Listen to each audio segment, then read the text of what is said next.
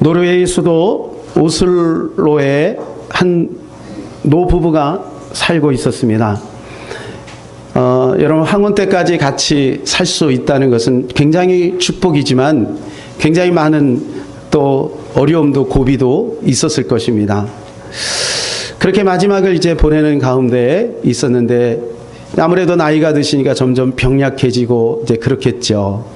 할머니가 어느 날 명주실로 무엇인가를 열심히 이렇게 만들다가 갑자기 세상을 떠났습니다. 세상을 떠난 그 빈자리는 할아버지에게 너무나도 큰 충격과 외로움으로 다가왔습니다. 늘 함께 앉았던 그 빈자리, 의자, 정원에 있는 그 의자에 이렇게 앉아서 외롭게 있는데 그날따라 더 사랑하는 아내가 생각이 나는 거죠. 그러다 문득 그 아내가 만들던 그 명주실로 그 만들어 놓은 어떤 그 깃발 같은 것이 생각이 나서 그것을 그 마당 정원에 있는 높은 깃대에다가 그것을 꼽았어요. 그리고 펄럭이는 바람에 그 깃대에 써 있는 그 글귀를 읽으면서 순간 그 할아버지는 그 외로움과 그 허전함이 다 사라지고 어느덧 정말 희망찬 마음에 용기가 생겼습니다. 거기에는 이렇게 써 있었습니다. 하나님은 사랑이시다. 저는 이 글을 읽으면서 이런 생각이 들었어요. 아, 그 두 부부는 평생을 사랑했지만 예수님 안에서, 하나님 안에서 아름다운 사랑을 만들어 갔구나. 이런 생각이 들었습니다. 여러분, 요즘에 날씨가 굉장히 많이 더우시죠? 예, 참 요즘 길 다닐 때 얼마나 이게 날씨가 더운지요. 저는 이 날씨가 더우니 문득 예수님이 생각이 났어요. 혹시 예수님 오실 날이 점점 가까우고 있는 것은 아닌가. 1994년 이후에 가장 큰 폭염이라고 합니다. 1994년도에 이 더위 때문에 한 달 동안 내내 이 폭염이 이어졌는데 이 더위 때문에 알게 모르게 더위의 영향을 받아 숨을 거둔 분이 3,000명이래요. 여러분, 일본에서도 그렇고 미국에서도 그렇고 우리나라에서도 지금 이 폭염 때문에 생명을 잃는 분들이 굉장히 많이 있습니다. 여러분, 이 무더위 속에 하나님께서 오늘 이 자리에 함께 예배할 수 있도록 지켜주신 것 너무너무도 감사하고요. 저는 감히 이 무더위에 여러분에게 한 가지 정말 권면을 드리고 싶은데 이렇게 더울수록 더욱더 우리 주 예수님을 바라보시기를 바랍니다. 저는 요즘에 이런 습관을 가지려고 무척 애를 쓰고 있습니다. 아침에 일어나서 저녁에 잘 때까지 예수님을 좀 더 많이 바라보면 좋겠다. 이런 마음을 가지고 애를 쓰고 있습니다. 안 될 때도 솔직히 많이 있습니다. 바쁘고 피곤할 때는 나도 모르는 사이에 예수님보다는 다른 어떤 것에 몰두하고 있는 나를 보게 되지요. 그러나 다시 한번 또 예수님을 바라보려고 합니다. 예수님을 바라보니까 얼마나 행복한지 몰라요. 예수님을 바라보니까 예수님으로부터 오시는 참 평안과 그 기쁨은 이루 헤아릴 수가 없습니다. 오늘 우리 사랑하는 성도들과 이 예수님을 바라봄으로 오는 놀라운 그 축복과 기적을 함께 나누기를 원합니다. 세 가지를 살펴보려고 하는데요. 첫 번째는 우리가 왜 예수님을 바라봐야 되는가? 두 번째는 그 예수님 안에 뭐가 있기 때문에 예수님을 바라봐야 되는가? 그러면 어떻게 예수님을 바라볼 수 있을까? 이 세 가지를 함께 나누기를 원합니다. 첫 번째, 우리는 왜 예수님을 바라봐야 할까요? 성경은 계속해서 예수님을 바라보라고 합니다. 오늘 2절 말씀에도 그렇게 우리에게 주문해 주고 있습니다. 2절 우리 같이 읽어볼까요? 믿음의 주여 또 온전하게 하시는 예수를 바라보자. 예, 예수를 바라보자. 이렇게 권면하고 있습니다. 여러분, 이 히브리 기사가 예수님을 바라보라고 하는 것에는 이유가 있어요. 이 12장 바로 앞에 11장은 여러분 무슨 장이죠? 성경에는 중요한 장들이 있습니다. 그 중에 이 히브리 11장은 매우 중요한 장이죠. 우리가 잘 아는 대로 히브리 11장은 믿음의 장입니다. 믿음의 용사들이 아벨부터 해서 구약의 믿음의 용사들이 쫙 소개되고 있어요. 그들의 믿음을 보면 얼마나 훌륭한지 몰라요. 우리는 다 알고 있죠. 그들의 믿음이 얼마나 대단한지. 근데 여러분, 그들의 믿음, 그것을 33절부터 압축해서 요약을 해놨어요. 그들의 믿음이 어떤 상황 가운데 그 믿음이 발동했는지에 대해서 이야기를 해주고 있어요. 33절부터 보면 사자굴 속에도 들어갑니다. 그리고 감옥에도 들어갑니다. 그리고 채찍에 맞기도 합니다. 그리고 돌에 맞기도 합니다. 그리고 톱으로 켬을 당합니다. 동굴에도 들어갑니다. 여러분, 이 정도 돼야 믿음이 있는 사람이다. 어때요? 이 말씀을 드리니까 은혜가 되시나요? 주눅에 걸리나요? 여러분, 적어도 우리가 사자굴 속에 한번 들어갔다 나와야 믿음이 있는 거구나. 여러분, 톱으로 다리 한 짝은 잘라져야 믿음이 있는 거구나. 그 음침한 동굴에서 여러분 수년 수십 년을 여러분 거기에서 살아야 되는 그런 고통을 경험해야 믿음이 있는 것이구나. 여러분, 정말 이들은 대단한 믿음을 가지고 있는 것입니다. 여러분, 그래서 우리도 이 믿음을 지키기 위해서 여러분 이 더위 정도는 아무것도 아닌 것이 돼야 돼요. 그렇죠? 여러분, 이 더위 때문에 내가 너무 힘들다. 그러니까 좀 생략하고 싶다. 기도하는 것도 생략하고 예배 드리는 것도 생략하고 말씀 보는 것도 생략하고 좀 이렇게 좀 생략하면 좋겠다. 물론 여러분, 어떤 교회에서는 이 무더운 여름에 방학을 둬요. 방학. 우리 교회에서는 셀이나 이 구역이 아직 활성화되어 있지 않지만 여러분 이런 방학을 해요. 그것도 어떻게 보면 일리가 있어요. 여러분, 그것을 우리가 제자향육도 우리가 이제 방학을 하는데 여러분, 그러나 그 내용만큼은 가지고 가야 되는 거죠. 그렇죠? 여러분, 믿음을 지키고 신앙을 지키고 예배 생활을 한다는 것이 얼마나 큰 축복인지 모릅니다.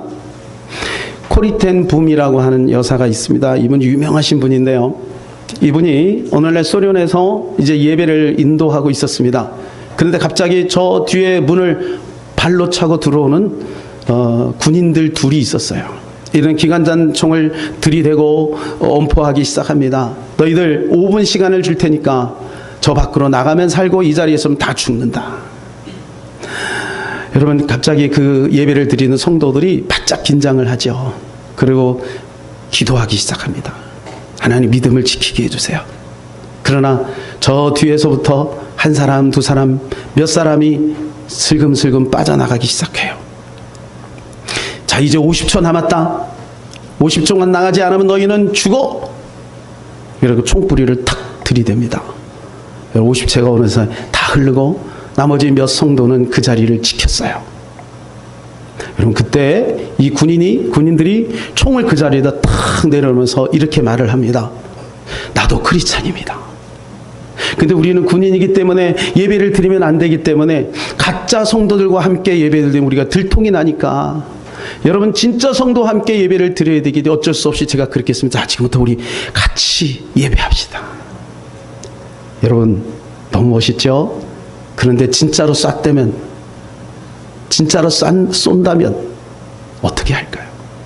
여러분, 우리가 지금 이렇게 예배를 드리고 있는데 갑자기 저 문을 누가 열고 똑같은 상황이 벌어졌다고 생각해 보세요. 여러분, 어떻게 하시겠습니까? 우리 후대들, 우리 청년들 어떻게 하시겠습니까? 문에서 제일 가깝네, 이쪽이.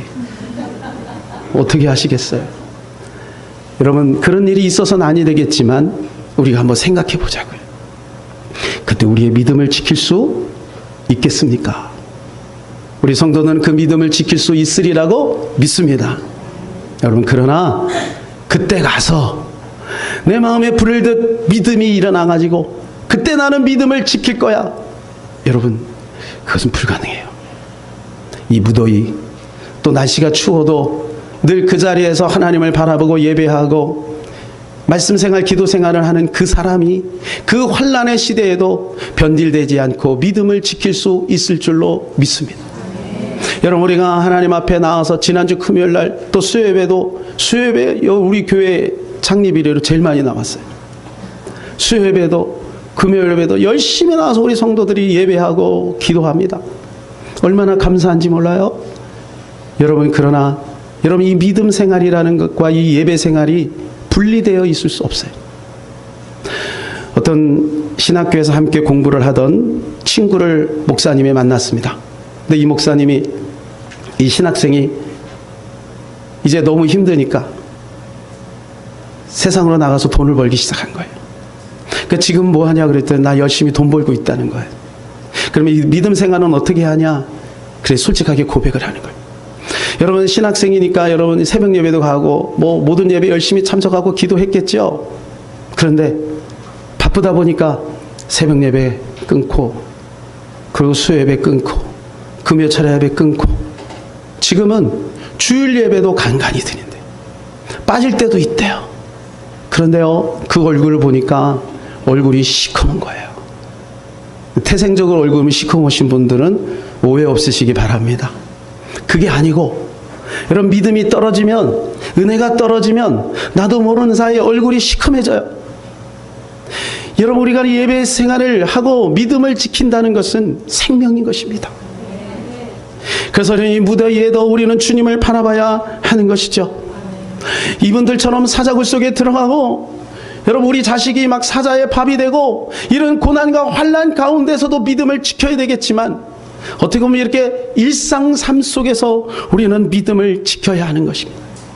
그런데 여러분 이들이 이 믿음은 지켰지만 뭔가 아쉬움이 있다고 11장 39절에서 이렇게 표현합니다. 우리 같이 한번 읽어볼까요?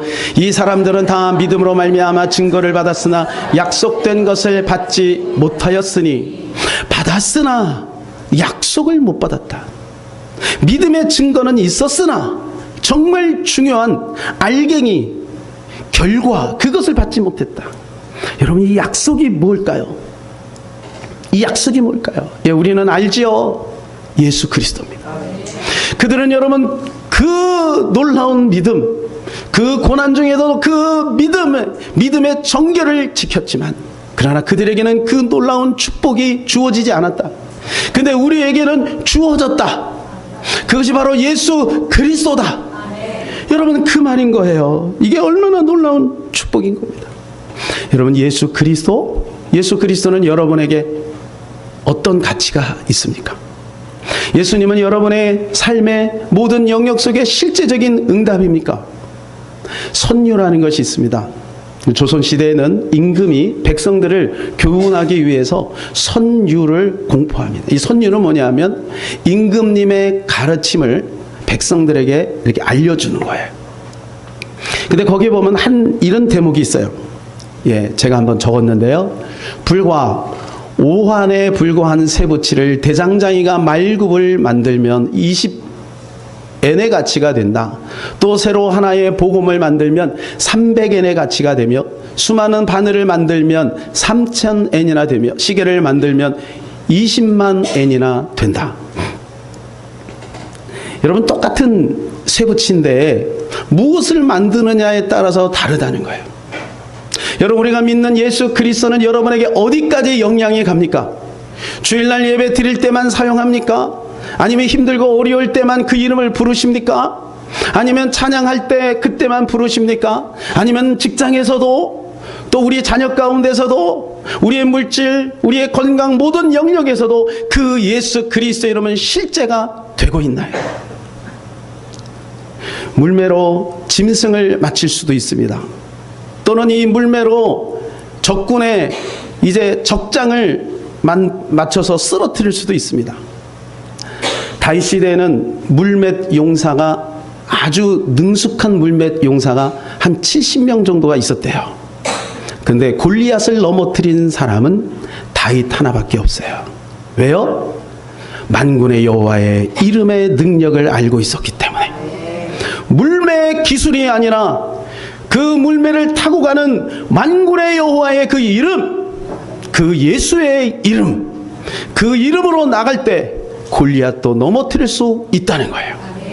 여러분 우리의 삶에 수많은 불가능이 있습니다. 여러분 그것이 다 골리앗 아니겠어요? 그때 예수님의 이름으로 그 골리앗 그 문제를 우리는 넘어뜨릴 수가 있는 것입니다.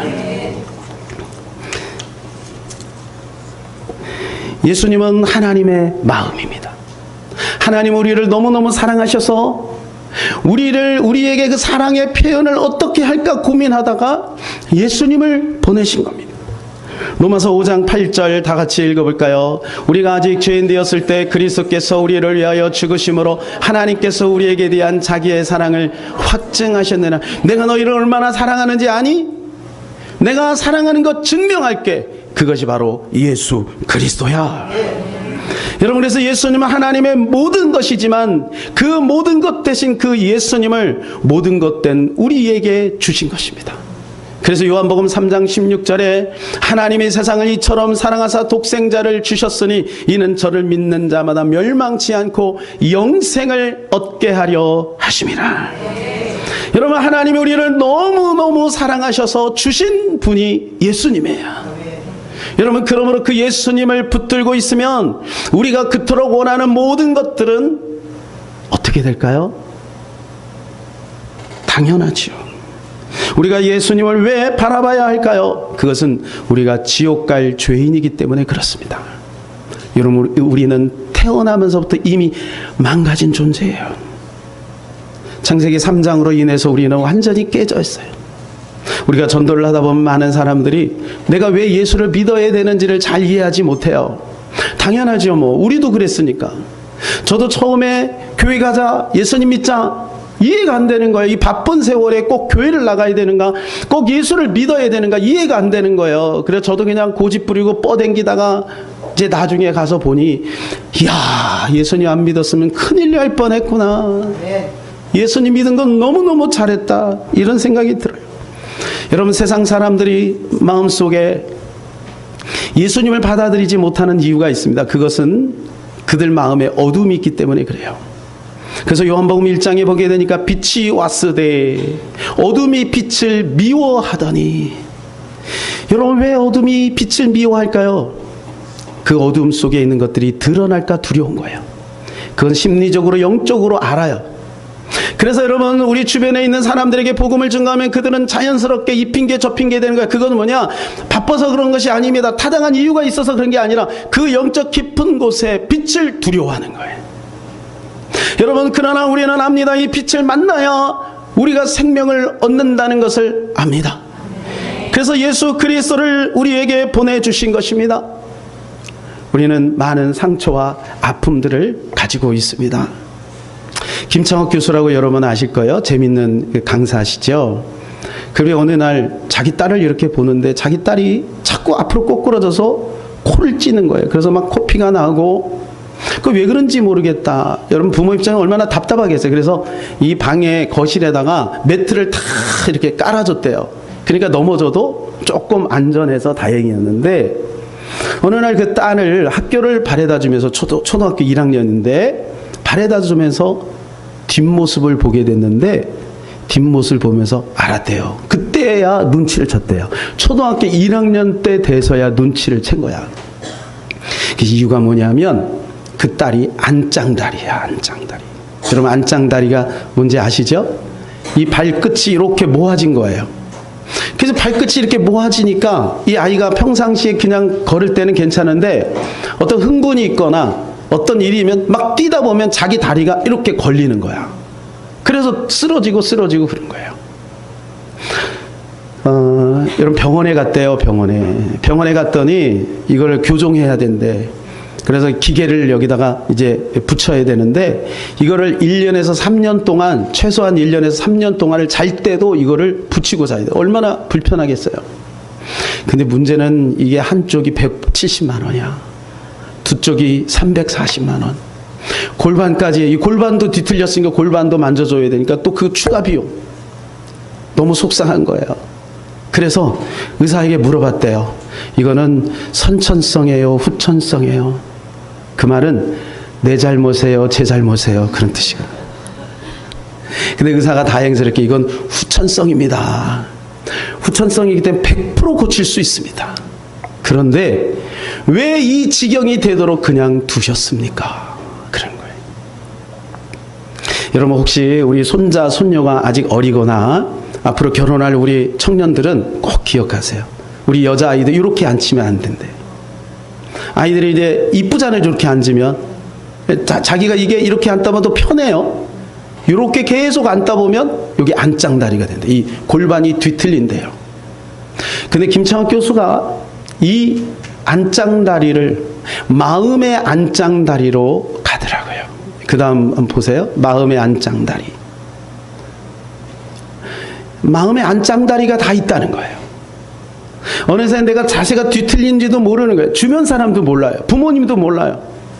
왜냐하면 부모님도 이미 마음의 안장다리를 다 가지고 있으니까. 그러다 보니까 자꾸 넘어지는 거죠. 그러니까 내가 왜 넘어지는지도 몰라. 그 사람 때문에 넘어지는지 알았는데 그게 아니에요. 내가 안장다리기 때문에 넘어진 거예요. 환경이 어려워서 넘어지는지 알았더니 그게 아니에요. 내가 마음의 안장다리를 가지고 있어서 넘어지는 거예요. 여기까지 이렇게 연결하는데 맞구나. 너무나도 많은 사람들이 이 마음의 안장다리가 있구나. 저도 이 마음의 안장다리가 있어서 참 자주 넘어졌습니다.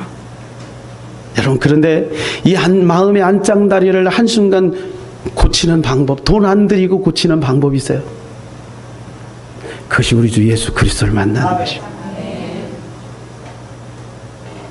여러분, 예수님을 묵상하고 우리가 예수 그리스도를 날마다 바라보는 것은요, 여러분, 우리에게 경이로운 축복입니다. 여러분이 날마다 예수 그리스도를 바라보시기를 바랍니다. 그러면 이 넘어지는 숫자가 점점 줄어들 거예요. 만일에 예수님을 바라보지 않고 다른 방법으로 이것을 해결하려면 너무 많은 대가가 필요해요. 물론 상담가를 찾아가서 상담할 수도 있겠죠. 돈을 지불하고 병원에 가서 정신과를 찾아가서 고칠 수도 있겠죠. 그러나 여러분, 근본적인 문제는 해결되지 않습니다. 왜냐하면 우리는 죄에서 왔기 때문에. 그래서 이 죄의 문제를 해결해 주실 수 있는 유일한 분은 우리 주 예수 그리스도인 것입니다. 그러면 우리가 그분 안에 무엇이 있기에 예수님을 계속해서 바라봐야 할까요? 여러분, 오늘 본문은 우리에게 이렇게 말합니다. 첫 번째, 믿음이 있다는 거예요. 자, 우리 2절 같이 한번 읽읍시다. 시작. 믿음의 주요 또 온전하게 하시는 인 예수를 바라보자. 어떤 주라고요? 믿음의 주. 여러분, 예수님 우리의 구원해 주기도 합니다. 예수님 우리의 질병을 치유해 주기도 합니다. 그러나 그 예수님은 바로 믿음의 주라는 거예요. 믿음의 주. 제가 도형을 하나 준비했는데 여러분 한번 보실까요? 여러분, 우리가 믿음을 갖는다면 이렇게 생각합니다. 나와 예수님 사이에 믿음이라는 연결고리가 있어야 된다. 여러분, 틀린 말은 아닙니다. 반드시 믿음으로 예수님을 바라봐야 합니다. 그리고 믿음으로 우리는 천국에 가게 됩니다. 그런데 여러분, 그 믿음이 어디에서 나오냐 이거죠. 내 안에서 믿음이 나올 수 있습니까? 내가 노력하면 믿음이 생성이 됩니까? 여러분, 그렇지 않아요. 마가복음 9장 23절에 보게 되면 간질 들린 아들을 데리고 옵니다. 예수님 변화산상에 있으니 제자들이 그를 고치지 못해요. 나중에 예수님이 내려오고 나서 그 아버지가 애타는 마음을 가지고 그 예수님을 찾아가죠. 그리고 예수님에게 요청합니다. 그때 예수님께서 이런 유명한 말씀합니다. 할 수 있거든이 무슨 말이냐? 믿는 자에겐 능치 못함이 없느니라. 여러분, 이 구절 이 이야기를 들을 때 어떤 마음이 드십니까? 여러분, 우리는 이런 생각을 해요. 믿음이 있으면 병 고치는 거구나. 믿음이 있으면 문제가 해결되는, 그래, 믿음을 가져야 되겠다. 그래서 여러분, 하나님 앞에 밤새워 믿음을 달라고 기도합니다. 하나님, 믿음을 좀 주세요. 믿음을 주세요. 여러분, 그런데 오늘 본문을 보니 그 믿음이 어디에서 온다고요? 여러분, 그 아버지에게 필요한 믿음은 뭐냐 하면 병 고치는 믿음이 아니에요. 예수를 믿는 믿음입니다. 나를 사랑하시는, 나를 위하여 목숨까지 버릴 수 있는, 버리신 그 예수를 믿는 믿음인 것입니다. 하나님의 사랑의 최고의 표현인 그 예수를 믿는 것입니다. 그것이 믿음이라는 거예요. 그래서 이것은 이렇게 바꿔야 됩니다. 예수님에게서 온 그 믿음을 가져야 된다. 그게 갈라디아 2장 20절 다 같이 읽겠습니다. 내가 그리스도와 함께 십자가에 못 박혔나니 그런즉 이제는 내가 사는 것이 아니요 오직 내 안에 그리스도께서 사시는 것이라. 이제 내가 육체 가운데 사는 것은 나를 사랑하사 나를 위하여 자기 자신을 버리신 하나님의 아들을 믿는 믿음 안에서 사는 것이라. 여러분, 잘 주목하시기 바랍니다. 하나님의 아들을 믿는 믿음입니다. 그 믿음의 근거는 예수님께 있는 것입니다. 자기 자신을 버리시면서까지 사랑하신 그 사랑의 근원 되신 그 하나님의 아들을 믿는 믿음. 그 믿음을 가져야 된다는 거예요. 두 번째는 온전함입니다. 믿음의 주요, 그 다음에 온전케 하신다 그랬어요. 시작. 믿음의 주요 또 온전하게 하시는 예수를 바라보자. 그분은 믿음도 우리에게 주시지만 온전케 하신다. 이 원어를 보니까요, 이 온전하게 하시는, 여기 뭐냐면 완성자 되시는 그런 뜻이에요. 그래서 요한복음 19장 31절 말씀에 보게 되면 내가 다 이루었다 그랬어요. 아쉬움이 없어요. 완전히 이루셨어요. 여러분의 수많은 문제가 있죠. 그 모든 수많은 문제를 예수님께로 나아가면 주님 완전히 그것을 이루실 줄로 믿습니다. 그분은 완성하신 거예요. 근데 여러분 여기에 반감을 갖는 분들이 있어요. 근데 목사님 나 지금 계속 힘들어요. 근데 목사님 나 문제가 너무 많거든요. 여러분 마귀가 거기를 강조할 거예요. 분명히. 야, 너 예수 믿었는데 뭐 해결되는 거 있어? 여러분 그러나 속지 마시기를 바랍니다. 로마서에 보게 되면 사도 바울은 우리에게 이렇게 권면합니다. 그가 우리를 위하여 십자가 못 박힘으로 우리도 죽었고 그가 부활함으로 우리도 다시 살아났으니 우리는 하나님의 아들로 우리 스스로를 여길지어다. 여길지어다. 여러분 그렇게 여기시기 바랍니다. 아닌데 그래도 여기세요. 내가 하나님의 아들, 완전하신 예수님 안에서 새로운 하나님의 피조물이 된 것을 여러분 그렇게 여기세요. 그러면 여러분 그 안에 진정한 평안이 있게 됩니다. 창세기 17장 1절에 보면 하나님이 아브라함에게 오셔서 이렇게 말합니다. 너는 내 앞에서 완전하라. 여러분 아브라함은 그 말을 들었을 때 얼마나 부담이 됐겠습니까? 아브라함은 그 뒤로 실수를 많이 했어요. 완전할 수 없어요. 여러분 그러나 우리는 완전할 수 있어요. 어떻게 해요? 우리의 행실로 완전하라는 것이 아닙니다. 완전하신 그 예수 그리스도가 그 문제를 해결했기에 우리는 완전할 수 있는 것입니다. 공원에서 아이가 동네 아주 불량배 같은 형한테 매일같이 얻어맞습니다. 근데 어느 날 큰 소리 빵빵 칩니다. 왜요? 아버지가 옆에 계시니까. 여러분 우리도 주님 앞에, 마귀 앞에, 우리가 세상 앞에, 마귀 앞에 큰 소리 치시기 바랍니다. 예수님이 나를 위해서 십자가 못 박혀 죽으시고 지금 3일 만에 살아나셔서 지금 나와 함께 하신다. 여러분 선포하시기를 예수님으로 축복합니다. 세 번째는 낙심이 사라져요. 3절 다 같이 읽을까요? 너희가 피곤하여 낙심하지 않기 위하여 죄인들이 이같이 자기에게 거역한 일을 참으신 일을 생각하라. 낙심하지 않기 위하여. 여러분 너무나도 많은 낙심이 있습니다. 우리 삶 가운데 특별히 신앙에 관계돼서 낙심이 수없이 찾아옵니다. 그래서 우리는 이 낙심을 생각할 때 절망으로 쉽게 생각합니다. 그러나 제가 원어를 보니까요, 이 낙심은 절망보다는 태만에 가까워요. 피곤하여 낙심했다, 이 말은 무슨 말이냐면 손이 늘어졌다 그런 뜻이에요. 내가 어떤 것을 붙들고 있다가 이 붙드는 것을 늘어뜨렸다 그런 뜻이에요. 늘어뜨렸다. 실증이 나다 그런 뜻이에요. 여러분 우리가 이런 경우가 종종 찾아옵니다. 아유 너무 힘들다. 너무 힘들다. 낙심이 오는 거죠. 그런데요, 이때 우리가 이 말씀을 기억했으면 좋겠어요. 너희가 피곤하여 낙심하지 않기 위하여. 이유가 그 뒤에 설명되어 있어요. 이유가 뭐예요? 죄인들이 이같이 자기에게 거역하신 일을 참으신 이. 여러분 우리 창조되신 예수님이 오셔서 얼마나 낙심이 됐겠습니까? 그분이 오셔서 아낌없이 사랑을 다 주신 거예요. 병자를 고쳤어요. 귀신을 쫓았어요. 그리고 여러분 정말 귀한 복음을 전해주셔요. 그런데 바리새인과 서기관들은 짚고 까봅니다. 피조물인 그들이. 그리고 십자가에다가 던집니다. 여러분 저 같으면요, 이것들 봐라. 한번 손을 한번 봐줘야지. 여러분 예수님이 그랬잖아요. 12영 되는 천사들을 내가 동원하면 이 문제를 해결하지 못할 줄 아느냐. 여러분 하나님은 얼마나 능력이 많겠습니까? 그럼에도 불구하고 여러분 주님은 낙심하지 않았어요. 포기하지 않았어요. 끝까지 그 사명을 완수했습니다. 그러므로 우리가 그분을 바라보면 낙심이 사라지게 되는 것.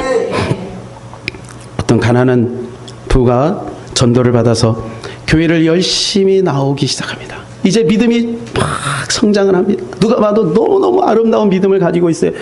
그런데 남편이 어느 날 병원에 갔는데 위암 판정을 받았어요. 그리고 그 길로 갑자기 몸이 막 아프더니 급속도로 몸이 아파서 갑자기 세상을 떠납니다. 자식이 셋이나 돼요. 아내가 그 남편을 붙들고 웁니다. 나 혼자 어떻게 살라고 이렇게 가셨어? 막 이렇게 아이들도 그 옆에서 막 울죠. 당연히 그럴 수밖에 없잖아요. 근데 갑자기 이 남편이 눈을 번쩍 뜨는 거예요. 그러면서 이렇게 말을 합니다. 여보, 왜 그렇게 울고 있어? 우리가 어디 영원히 이별이라나 하오? 나 먼저 가서 예수님께 당신과 아이들 잘 돌봐주시라고 기도하며 기다릴 테니 애들 잘 키우고 살다가 뒤따라와요. 그리고 다시 눈을 감았대요. 여러분, 이것이 어떻게 보면 우리에게 들려주신 주님의 음성일 수 있어요. 우리에게 너무나도 청천벽력 같은 낙심거리가 우리 앞에 놓여 있어요. 그것 때문에 절망이죠. 어떻게 해야 될지 모르겠어요. 여러분, 그때 주님의 음성을 꼭 들으시기를 바랍니다. 저는 그것이 이렇게 들렸어요.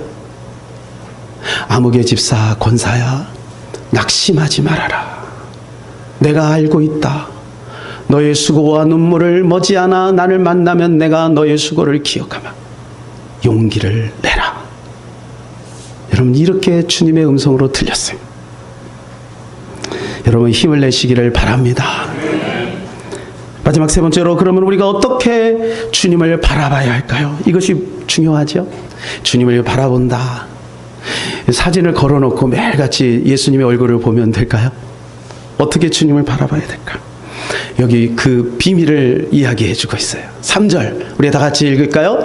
너희가 피곤하여 낙심하지 않기 위하여 죄인들이 이같이 자기에게 거역하신 일을 참으신 일을 생각하라. 여러분, 바라본다는 것이 뭐냐 하면 보이지 않는 하나님을, 보이지 않는 예수님을 우리가 어떻게 바라볼 수 있겠어요? 생각하는 거죠. 그분을 자꾸 생각하는 거예요. 여러분, 우리가 사랑하는 사람은 자꾸 생각하잖아요. 여러분은 여러분의 자녀를 더 많이 생각합니까? 남편을 더 많이 생각합니까? 네, 대답하지 마세요. 강아지를 더 많이 생각합니까? 여러분, 그것이 사랑한다는 증거죠. 생각하는 것. 여러분, 우리가 주님을 사랑하기에 우리는 주님을 자꾸 생각해야 돼요. 근데 보이지 않는 예수님을 어떻게 생각해요? 생각하는 방법이 없을까요? 여러분, 그냥 멀뚱멀뚱 이렇게 생각하면 그냥 되지 않잖아요. 그래서 예수님이 우리에게 기가 막힌 방법을 알려주셨어요. 그것이 말씀입니다. 왜냐하면 여러분, 이 말씀 안에는 주님의 땀과 눈물과 헌신과 또 고백이 담겨 있어요. 그래서 성경 전체가 예수님의 편지 아니겠어요? 요한복음 5장 39절 다 같이 시작. 너희가 성경에서 영생을 얻는 줄 생각하고 성경을 연구하거니와 이 성경이 곧 내게 대하여 증언하는 것이니라. 누구에 대해서? 성경에는 다양한 이야기가 있습니다. 지혜도 있습니다. 문학도 있습니다. 성공도 있습니다. 여러분, 거기에는 놀라운 것들이 있습니다. 그러나 여러분, 이 모든 성경에서 우리가 꼭 확인해야 될 것이 있어요. 그것이 바로 예수 그리스도입니다. 초대교회가 왜 그렇게 지치지 않고 활력 있는 믿음을 유지할 수 있었을까요? 그것이 바로 예수를 바라봤기 때문에 그래요. 사도행전 5장 42절 다 같이 시작. 그들이 날마다 성전에 있든지 집에 있든지 예수는 그리스도라고 가르치기와 전도하기를 그치지 아니하니라. 여러분, 물론 성경을 통해 주시는 지혜 가지고, 야, 열심히 이렇게 공부하면 너 대학 갈 수 있어. 너 이렇게 하면 사업에 성공할 수 있어. 너의 가정이, 깨진 가정이 회복될 수도 있어. 여러분, 우리가 이런 주제로 이야기할 수 있지만, 그러나 우리가 놓지 말아야 되는 것 있어요. 예수는 그리스도다. 예수는 그리스도다. 여러분, 이것을 우리를 꼭 기억해야 하는 것입니다. 한 텔레비전 프로에 문천식이라고 하는 개그맨 여러분 아시죠? 그 부부가 얼마나 참 믿음 생활을 잘하는지요. 예, 부부가 참 믿음이 좋아요. 근데 자기의 믿음의 이야기를 하면서 자기 자녀 이야기를 하더라고요. 예, 자녀를 낳았는데 이 아이가 이 저기에 나오는 것처럼 한쪽 얼굴이 그냥 붉은 점으로 꽉 이렇게 차 있는 거예요. 이제 이게 뭐냐면 화형성 모반이라는 하는 건데, 여러분 이것이 얼마나 부모님의 마음을 아프게 하겠어요. 그러나 여러분 이것은 이제 어느 정도 크면 요즘에 기술이 좋으니까 이렇게 잘 할 수 있잖아요. 근데 문제는 이 모반이 올라가 갖고 눈을 건드리고 있다는 진단이 나온 거예요. 그래서 잘못하면 녹내장이 온대, 그 어린아이가. 근데 태어난 지 6일 만에 대수술을 해야 되는 거예요. 그냥 전신 마취를 하고 수술대에 그 아이를 올리는데 밖에서 그 부모의 마음이 얼마나 힘들겠습니까? 그냥 애절하게 기도해요. 근데 그 다음에도 혹시라도 이것이 번지거나 문제가 생기면 어떡하나. 그러면서 노심초사 그래갖고 감사하게도 1년이라는 세월이 지나 돌이 됐어요. 그래가지고 그 아이에게 편지를 썼어요. 아기에게 눈물로 편지를 이렇게 읽었어요. 지난 1년간 엄마 아빠가 눈물로 기도하며 깨달은 것이 있단다. 우리가 널 키우고 걷게 하는 줄 알았는데 오히려 내가 우리를 바로 서게 만들더라. 세상에 널 만드시고 가족으로 만들어주신 하나님께 영광을. 여러분 저는 이 간증을 들으면서 이런 생각이 들었어요. 아, 이 문천식 부부는 이 아이를 통해서 예수님을 바라봤구나. 여러분 지금 힘들고 어려우신 분들이 계시죠? 여러분 어찌 보면 그것 때문에 우리가 주님을 더 바라볼 수 있어요. 그것 때문에. 예. 근데 저는요 문득 이런 생각이 들었어요. 이 문천식 부부의 믿음이 너무나도 귀한데 우리가 한 단계 더 나가서 이런 문제로 인하여 주님을 바라보기보다는 미리미리 주님을 바라봄으로 문제가 와도 문제처럼 여기지 않고 뛰어넘는 믿음을 가지면 더 좋겠다. 여러분 이 무더운 여름에 주님을 더욱더 바라보시기를 바랍니다. 그 안에 진정한 평안과 해답이 있습니다. 이 시간에 우리 같이 한번 찬양하기를 원합니다. 주 예수 나의 당신이여. 여기 보면 이런 내용이 있습니다. 빛이 없어도 환하게 다가오시는 주 예수 나의 당신이여. 음성이 없어도 똑똑히 들려주시는 주 예수 나의 당신이여. 여러분 여기에 우리의 고백이 담겨 있어요. 당신이 있으므로 나도 있고 주님이 있기 때문에 우리가 있는 것입니다. 같이 한번 찬양합시다.